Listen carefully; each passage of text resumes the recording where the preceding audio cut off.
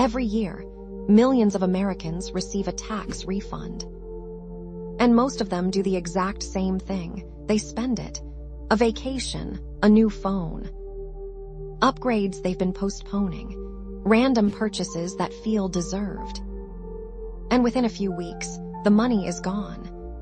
What almost nobody realizes is this: your tax refund is one of the most powerful financial leverage moments you get all year. It's a lump sum, it's flexible, and it arrives at the perfect time to reset your trajectory. Today, I'm going to show you exactly how you can turn your tax refund into $10,000. Not through gambling, not through crypto hype, not through risky speculation, but through strategy, structure, and time. First, understand the power of a lump sum. The average U.S. tax refund has hovered around $2,500 to $3,000 in recent years. For many households, that's the biggest single deposit they'll see all year outside of a paycheck. The problem is psychological. When money arrives in a lump sum, it feels like extra money. Behavioral finance calls this mental accounting. You treat it differently, but your refund is not a bonus. It's not a gift. It's your own money returned to you after you overpaid taxes during the year. And how you use it determines whether it disappears or multiplies. The math behind $10,000. Let's assume your refund is $3,000. Here's the simplest version of the strategy. Invest $3,000 into a low-cost S&P 500 index fund. Assume a long-term average annual return of 8%. In 10 years, that becomes roughly $6,500. In 15 years, around $9,500. In 16 to 17 years, you cross $10,000. That's without adding a single extra dollar. Just discipline and time. Now imagine doing that for 3 consecutive years. 3 refunds of $3,000 invested. In 15-20 years, you're looking at $30,000.40 from what most people would have spent on short-term consumption. That's how ordinary people quietly build wealth, not through massive income spikes, through consistent, structured decisions. Step 1. Remove anything destroying compounding. Before investing, eliminate high-interest debt. If you're paying 20-25% APR on credit cards, that's financial quicksand. Paying off $3,000 of 24% interest debt is the equivalent of earning a guaranteed 24% return. No investment beats that safely. Compounding only works if you stop negative compounding first. Debt at high interest cancels growth. Step 2. Build stability first. If you don't have at least $1,000 to $3,000 in emergency savings, that's your first priority. An emergency fund prevents you from liquidating investments when life happens. Because life will happen: car repairs, medical bills, job transitions. Stability protects compounding. Without it, you're forced into reaction mode. Step 3. Invest with simplicity. You don't need stock-picking skills.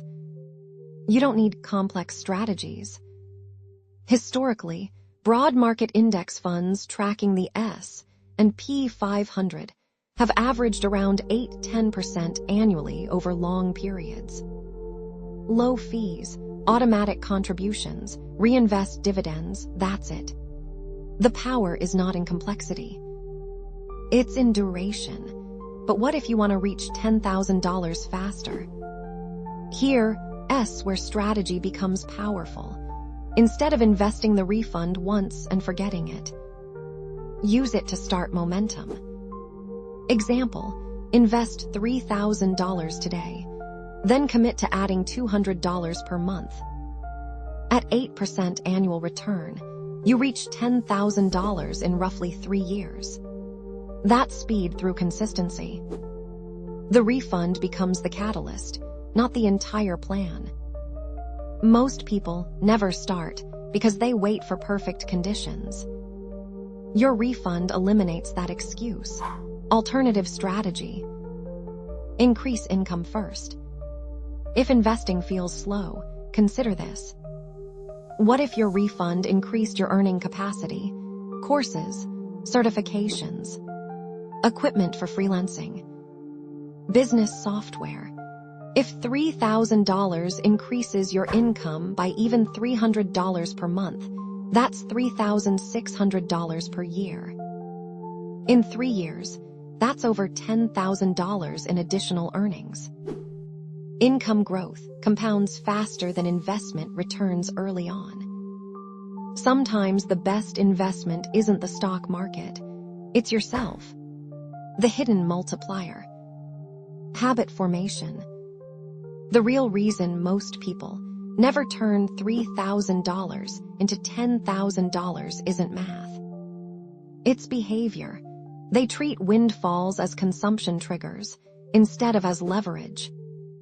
Wealth isn't built from dramatic financial events. It's built from repeated small decisions.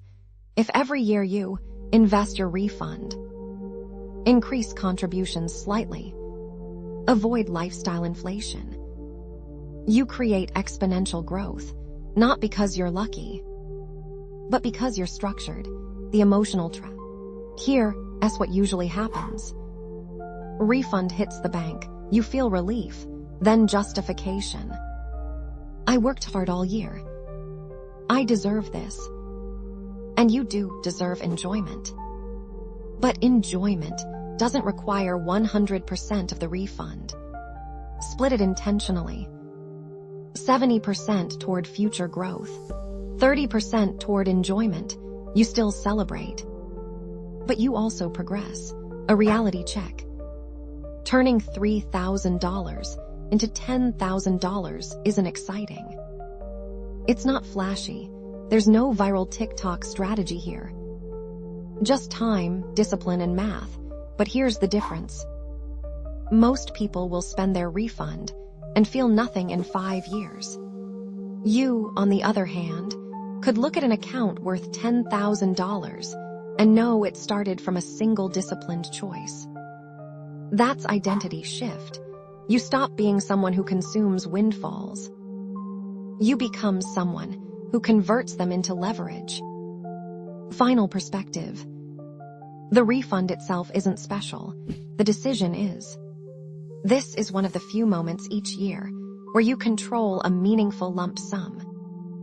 You can either upgrade your lifestyle temporarily or upgrade your net worth permanently. $10,000 doesn't change your life overnight, but the habit that creates it does. So when that deposit hits your account, pause. Don't rush to spend. Ask yourself, will this refund disappear, or will it multiply? Because 5 years from now, you won't remember what you bought, but you will feel the impact of what you built. Turn your tax refund into $10,000. Not by